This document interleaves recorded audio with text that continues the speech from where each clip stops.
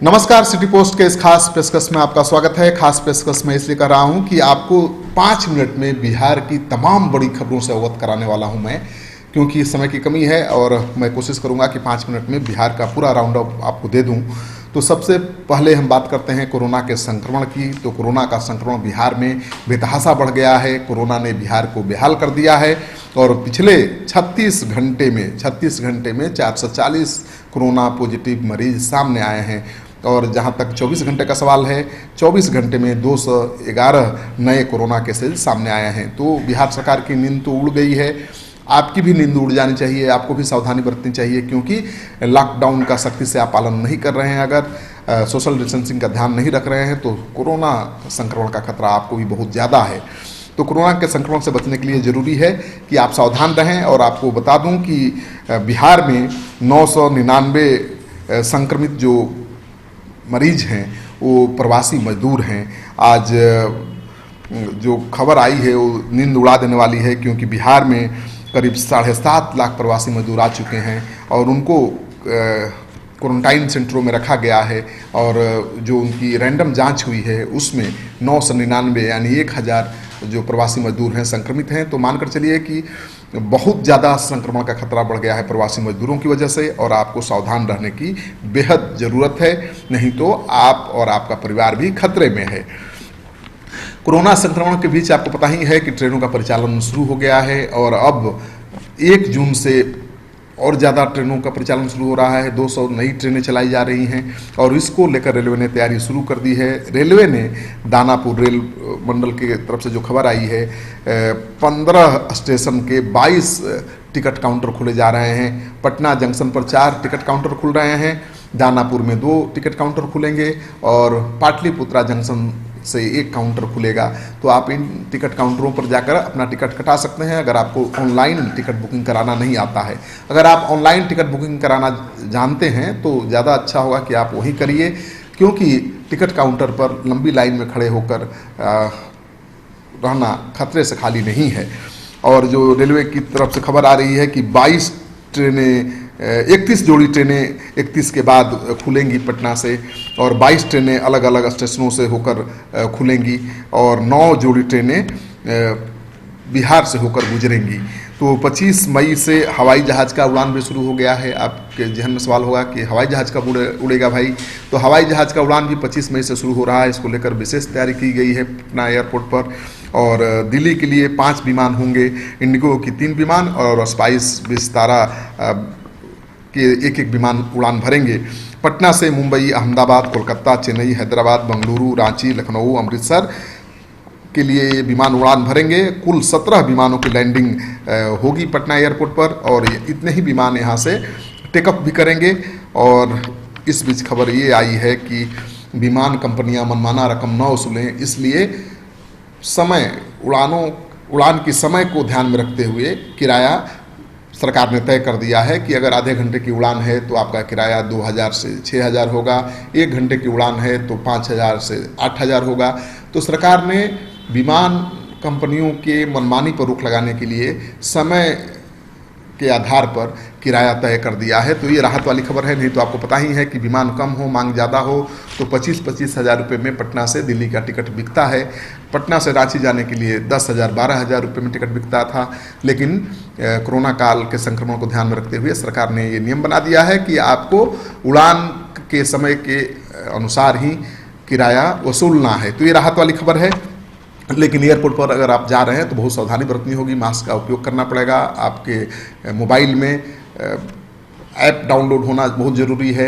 आप जानते ही हैं कि सेतु ऐप बहुत ज़रूरी है डाउनलोड करना। और अगर आप हवाई जहाज़ से सफ़र कर रहे हैं तो ये अनिवार्य है। आपकी प्रॉपर स्क्रीनिंग होगी, आपका बैगेज सैनिटाइज किया जाएगा और तब आपको उड़ान भरने की इजाज़त मिलेगी। तो 2 घंटे 3 घंटे पहले आपको एयरपोर्ट पर पहुंचना बहुत ज़रूरी होगा। तो एयरपोर्ट पर सोशल डिस्टेंसिंग के ध्यान को रखते हुए बहुत व्यापक व्यवस्था की जा रही है। और पटना एयरपोर्ट के डायरेक्टर के अनुसार पटना एयरपोर्ट तैयार है विमानों के उड़ान भरने के लिए। और सबसे बड़ी खबर यह है कि अब बिहार में कोरोना काल के संकट में पूरे देश में नौकरियां जा रही हैं, बेरोजगारी पैदा हो रही है, लेकिन बिहार में नौकरियों की बहार आने वाली है, क्योंकि एनसीटी ने डीएलडी की कोर्स को मान्यता दे दी है। आपको पता है कि जो डीएलडी कोर्स वाले अभ्यर्थी थे जिन्होंने शिक्षक की परीक्षा दी थी वो संकट में फंस गए थे क्योंकि एनसीटी ने उसे मान्यता देने से इनकार कर दिया था। अब एनसीटी ने डीएलडी कोर्स को मान्यता दे दी है। ये 18 महीने का कोर्स होता है और उसके द्वारा मान्यता दिए जाने के साथ ही शिक्षकों की नियुक्ति की रास्ता खुल गया है। बिहार सरकार लगभग 71,000 स्कूलों के लिए 90,763 शिक्षकों की नियुक्ति करने वाली है। तो कोरोना काल में ये बहुत बड़ी बहार लेकर बिहार सरकार आ रही है उन लोगों के लिए जिनको शिक्षक बनना है। और आपको पता है कि प्रवासी मजदूरों का आना जारी है। 7 लाख 7.5 लाख प्रवासी मजदूर आ चुके हैं और बिहार सरकार के कृषि मंत्री का कहना है कि प्रवासी मजदूरों के वापसी को वो ऐसे इस्तेमाल करेंगे कि कोरोना का जो संकट है किसानों के लिए वरदान साबित होगा। उनकी दलील ये है कि बिहार में खेती बाड़ी आगे नहीं बढ़ रही है क्योंकि कुशल मजदूर नहीं मिल रहे हैं खेती वाले।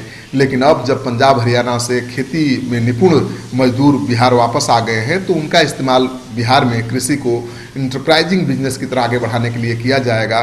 तो बिहार में कृषि को इंटरप्राइजिंग बिजनेस की तरह आगे बढ़ाने के लिए काम शुरू हो रहा है और कृषि मंत्री का दावा है कि इससे लाखों लोगों को रोजगार भी मिलेगा और बिहार की कृषि में बहुत विकास होगा। बिहार बोर्ड के 10वीं की परीक्षा का रिजल्ट आ जाने वाला है। 12वीं का 2 दिन बाद आएगा। 15 लाख परीक्षार्थी हैं जिनको बेसब्री से 10वीं बोर्ड की परीक्षा के रिजल्ट का इंतज़ार था। वो इंतज़ार खत्म होने वाला है और दोपहर बाद ये रिजल्ट जारी हो जाएगा। 2 दिन बाद 12वीं कक्षा का रिजल्ट भी जारी होगा। तो छात्रों के लिए बड़ी खबर है क्योंकि कोरोना के संक्रमण को लेकर चल रहे लॉकडाउन के बीच बिहार बोर्ड एक इतिहास रचने जा रहा है और मुझे लगता है कि बिहार बोर्ड पहला बोर्ड होगा जो इस संकट काल में भी रिजल्ट दे रहा है। दूसरी खबर यह है कि गोपालगंज और सारण से खबर आ रही है कि कटाव का खतरा उत्पन्न हो गया है। आपको पता है कि बाढ़ और सूखा से बिहार में हर साल तबाही मचती है। अभी तो कोरोना पूरी दुनिया में तबाही मचाए हुए है, बिहार भी उससे तबाह है, बेहाल है। लेकिन कोरोना के साथ साथ अब बिहार को बाढ़ और कटाव का सामना भी करना पड़ेगा। खबर आ रही है कि सारण बांध में कटाव शुरू हो गया है। ये गोपालगंज में है सारण बांध।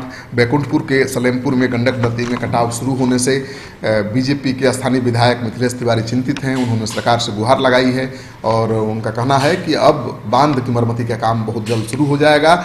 तो बाढ़ कटाव का खतरा भी मौजूद है। और इस बीच खबर ये भी आ रही है कि बिहार में लॉकडाउन के बीच कई बड़ी आपराधिक वारदातें हुई हैं और अब तक जो खबर आ रही है कि बिहार में 36 घंटे के दौरान 6 लोगों की हत्याएं हुई हैं। शूट आउट की कई घटनाएं हुई हैं और आपको पता ही है कि 2 दिन पहले डीजीपी खुद पहुंच गए थे सीतामढ़ी, जहां पर एक व्यापारी की हत्या हुई थी। आधी रात में पहुंचे थे, खुद अनुसंधान शुरू किया था। और जिस तरह से लॉकडाउन का फ़ायदा उठाकर लॉकडाउन के सख्ती से पालन कराने में पुलिस जुटी हुई है, जो लॉकडाउन में फंसे हुए प्रवासी हैं, गरीब लोग हैं, उनकी मदद करने में पुलिस जुटी हुई है और इसका फ़ायदा उठाकर लोग आपसी दुश्मनी साध रहे हैं। क्योंकि जो 6 हत्याएं 36 घंटे में हुई हैं उनमें से ज़्यादा आपसी रंजिश में हुई हैं। ये गैंगवार नहीं है और किसी सामान्य व्यक्ति की हत्या नहीं की गई है। तो ज़्यादातर घटनाएँ ऐसे लोगों की हैं जो आपसी रंजिश में हुई हैं। तो बिहार पुलिस की चुनौती भी बढ़ गई है कोरोना के संक्रमण के बीच अपराध और अपराधियों से लड़ने की। आपको ये खबर अच्छी लगे तो देश दुनिया के दोस्तों के साथ इस वीडियो को ज़्यादा से ज़्यादा शेयर करिए ताकि बिहार के लोग जहाँ भी हों वो जान सकें कि बिहार में पिछले 24 घंटे में क्या घटनाएं हुई हैं, बिहार कितना बेहाल है, बिहार किस हाल में है। आपका सहयोग समर्थन लगातार मिल रहा है। अगर आपने अब तक हमारा चैनल सब्सक्राइब नहीं किया है तो कर लीजिए। इस तरह की खबरें, बिहार की तमाम खबरें 5 मिनट के अंदर हम आपको देने की कोशिश हर रोज़ करेंगे।